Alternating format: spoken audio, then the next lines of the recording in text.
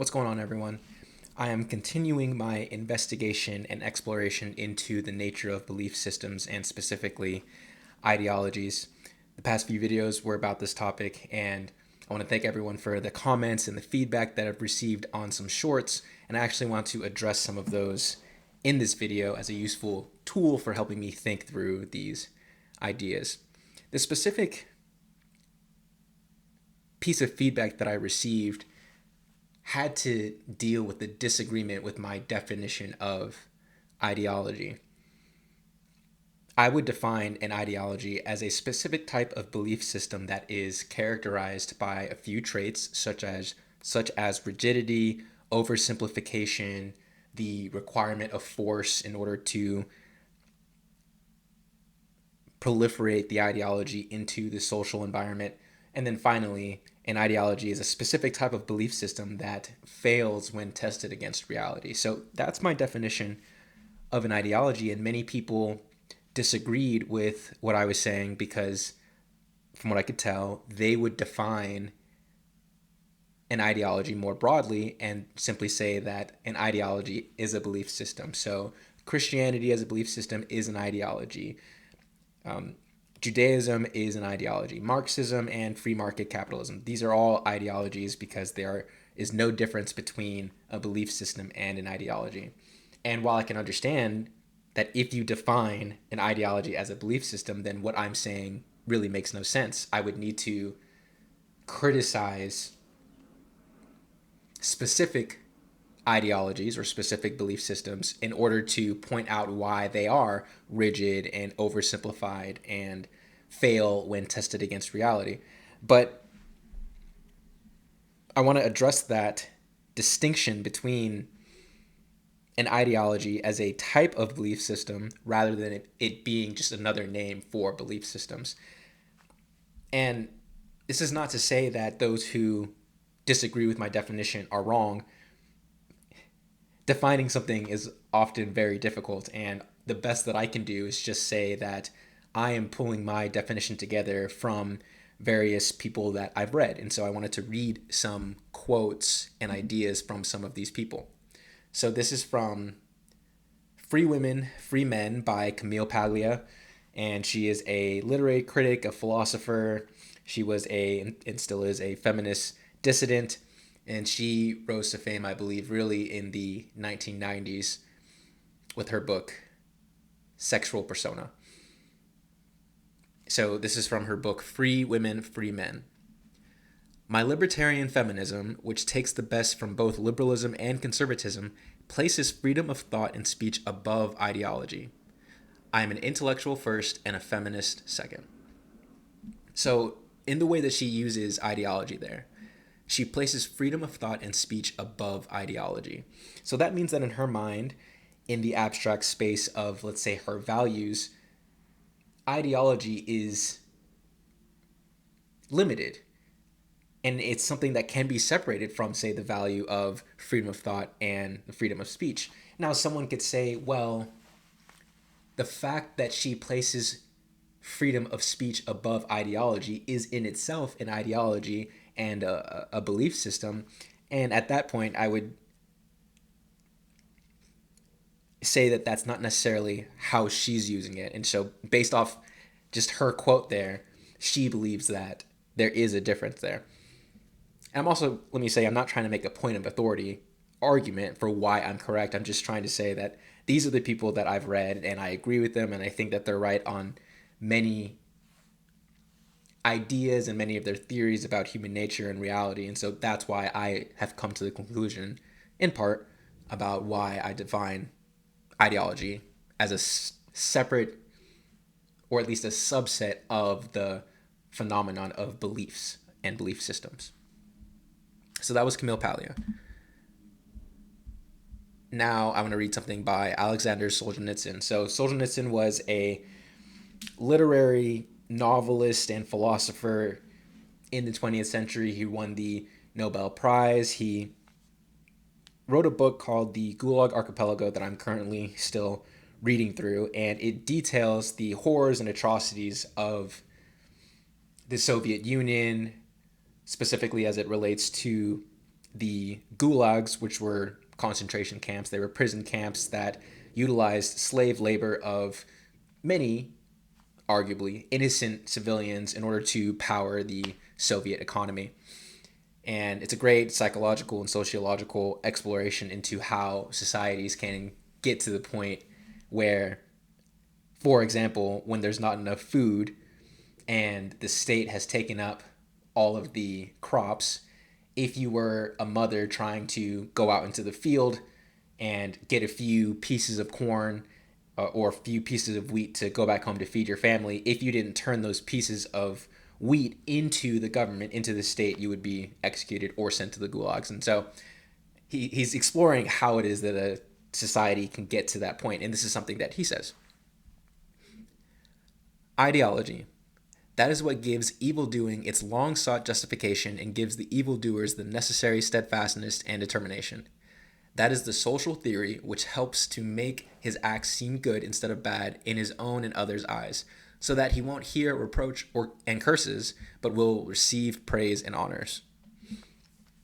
So Solzhenitsyn was, from my understanding, a religious man, or maybe he wasn't always and he became it, but he definitely argued that religion and Christianity as belief systems were important and useful and helpful to people. And I don't think that he would characterize Christianity as an ideology, as a belief system, in the same way that he's talking about ideology more broadly, which makes me think that he believes there's a difference between ideologies and other belief systems.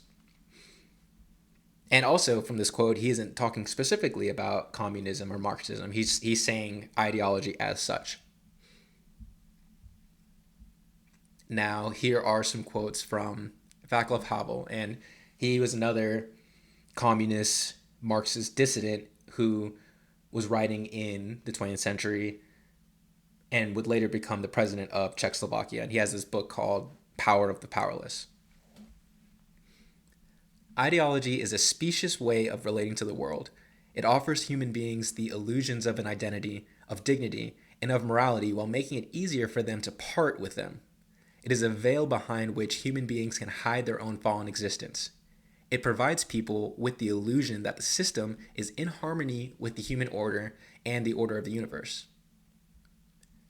As the interpretation of reality by the power structure, ideology is always subordinated ultimately to the interest of the structure. Therefore, it had a natural tendency to disengage itself from reality, to create a world of appearances, to become ritual. In societies where there is public competition for power and therefore public control of that power, there also exists quite naturally public control of the way that power legitimates itself ideologically. Consequently, in such conditions, there are always certain correctives that effectively prevent ideology from abandoning reality altogether. Under totalitarianism, however, these correctives disappear, and thus there is nothing to prevent ideology from becoming more and more removed from reality. And then finally, I've also been heavily influenced by Jordan Peterson, and so here is some of his ideas about ideology or ideologues, people who are ideological in their nature, from his book Beyond Order. Ideologues are the intellectual equivalent of fundamentalists, unyielding and rigid. For the ideologues, however, nothing remains outside understanding or mastery. An ideological theory explains everything, all the past, all the present, and all the future. Beware of intellectuals who make a monotheism out of their theories of motivation. Beware, in more technical terms, of blanket univariate, single variable, causes for diverse, complex problems. So hopefully that gives everyone a better understanding of where I'm coming from as I'm trying to define what an ideology is, so that way it's easier for people to recognize them and then hopefully be more prepared to contend with them and perhaps adopt them carefully, but more so, I would say, inoculate yourself against ideology and be able to see it. Also, to be clear, I believe that everyone has beliefs, whether you know it or not. We all have conscious beliefs, we all have unconscious beliefs, and this is something that the depth psychologist spoke about from Pierre Genet and his concept of subconscious fixed ideas to the psychoanalysts like Freud with his, I believe he used the term complexes, but you could also think of them as drives. And then there's also Jung with complexes and archetypes. And then you had Adler with his prototypes and his narratives and his goals that he believed drove people's perceptions and actions. So I believe we all have beliefs. I just think that there's more that's required before you can say that you are possessed by an ideology. Here's an analogy that I've been thinking about this morning that might help clear it up, and then I'll come back to beliefs and ideologies more specifically. So everyone has emotions, and you can think of emotions as action perception systems that have evolved over time to help you solve certain problems. Generally speaking, we can say there's positive and negative emotions, and positive emotions help push you towards a goal, and negative emotions push you away from a goal or help you avoid certain things in your physical and social environment. So everyone has emotions. There's a difference between properly regulating your emotions and being possessed by them. So what do I mean by that? Now let's move from positive and negative emotions to a more differentiated paradigm of emotions, and this primarily comes from Jock Panksepp. And so you would have a seeking system, you'd have fear, rage, lust, play, care, and separation, distress, or panic. So you have all these different emotions, and we can talk about rage as an example. There are times in your life where you need rage. Rage is helpful for defending yourself, for making you impassioned, for increasing your attention. Rage is very useful, and that's why it evolved, and that's why it's still something that we have and that we share with all mammals that have been studied, and perhaps some fish and some reptiles and some birds. So rage is an essential aspect of our higher being, but we have to remember that it's only a part of our entire being. We want to live in such a manner that we know when it is appropriate for rage to take the driver's seat and when we need to allow our subpersonality of rage to take our attentional and cognitive resources so it can do its thing. We don't, however, want to always be driven by rage, the same way we also do not want to always be driven by lust or by play or by compassion or by curiosity. We as individuals, as a personality, and from a Jungian perspective, as a whole self, we have to learn how to develop this type of harmony between our emotions, because there's so much of us, we have limited cognitive and psychological and attentional capacities. And so we can't always let these emotional systems have their way, even though they often try to have their way. And anyone who has watched children, or if you remember from your own childhood, like, it wasn't always the case that you could control your anger. It was sometimes the case that your anger controlled you, and maybe that's something that you're still wrestling with, or your fear is something that controls you and you're trying to wrestle with it. The goal should be to manifest a strong enough psyche, a strong enough personality, such that you're not repressing your emotions, but you're also not over identifying with them. You're developing some sort of harmony between them where they can have their say and you trust them and you don't repress them unnecessarily. And all of that harmony between your emotions enables you as the whole totality to interact harmoniously, socially with other people, and enables you to hold down a job and to go out and make friends and to have hobbies and all of that stuff. And so everyone has emotions, but you want an optimal relationship with your emotions. You don't want to over identify with them, but you also don't want to ignore them. Okay. I think that same pattern of being is how I'm trying to explain ideologies and beliefs. Like, I think that everyone has beliefs, but there are certain complexes or sets of ideas or sets of beliefs that are correct and true and useful in a certain context. And you are not just that one set of ideas, and you are not just that other set of ideas. You are the thing that enables those beliefs to guide you.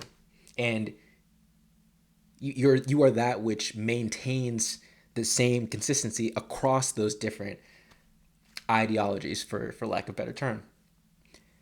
And ideological possession is the same thing as emotional possession. When your rage controls you or when your fear controls you, it's like sometimes that's good, but most of the time it's not good. You want to be able to maintain your attentional control, for lack of a better term, such that these things can be optimized. Okay. So going back specifically to beliefs and ideologies, and hopefully I can use that analogy of emotions to better flush out the a distinction in why, although everyone has emotions and beliefs, you don't have to be possessed by them. And when you become possessed by them, that increases the likelihood that you'll do something that you regret, or you do something that increases your suffering unnecessarily. And if not for you, then maybe for people around you. What is a belief? You can think of a belief as an assumption. You can operate off of the initial axiom that we are limited creatures that cannot deal with all of the information in our environment. And so what we have to do if we want to act is we have to make some sense out of what's going on in our environment. And part of the way we make sense of the information is we filter a lot of it out. And even in just that initial step of filtering out information and deciding what information is relevant and what information isn't relevant, that's an assumption. It's a belief, because to the degree that we don't always get the things that we want, or to the degree that we make mistakes, or that we get hurt, or that we hurt other people and do things unintentionally, we might have made a mistake in that initial decision, that initial unconscious decision about what information is relevant and what information isn't relevant.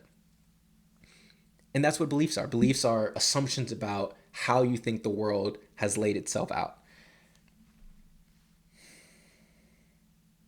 So, given that we are limited creatures and we can't attend to everything in the world, and we can't serially generate algorithmic, rational theories about the best way of behaving in the world, we guess. We make a lot of guesses, we make a lot of assumptions, and some assumptions can be better than others, to the degree that when you act something out based on that assumption, you get what you want. Well, that assumption is good enough, but that doesn't mean that assumption is absolutely true or absolutely correct, because you can have an assumption for 10 years, and then on the next day, coming up on the 11th year, that assumption becomes invalid. And that's what happens when people get traumatized. That's what happens when people who are in long-term relationships find out that their spouse has been cheating on them. This happens all of the time. The fact that you can be surprised by something in the world implies that you are not dealing with reality itself. You're dealing with your set of beliefs about reality. You're dealing with your expectations about how reality should manifest itself. So we all have beliefs. Now, going back to part of what Václav Havel said, an ideology is a type of belief that is set up only to promote its own survival. And perhaps that relates to the emotional systems as well, because you could make the argument that your emotions as subpersonalities have evolved for their own goals. When you're angry, oftentimes you want to take out your aggression on someone, or you want to go on the offensive. You want to dominate something, particularly as you want to protect yourself.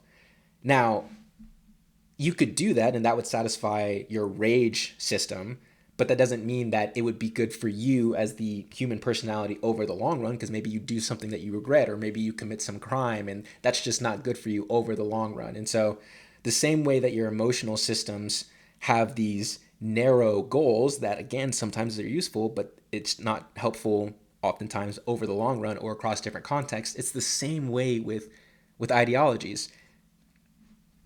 There are certain types of beliefs, these ideological beliefs, that inherently argue for their own satisfaction and their own validity rather than trying to help you and all of your beliefs survive in your environment and establish some sort of social harmony with other people across a longer time period.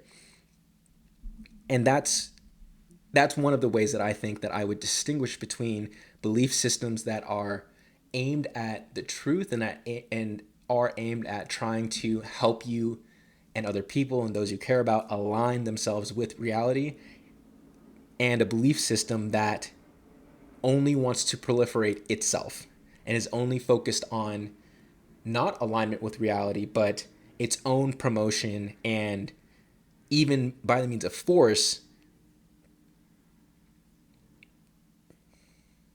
forcing other people to adopt it as a social theory or as a belief system. So I hope that makes sense. I would love to hear people's thoughts about this differentiation that I'm trying to make between belief systems as a whole, as a larger category, of which a subset are ideologies.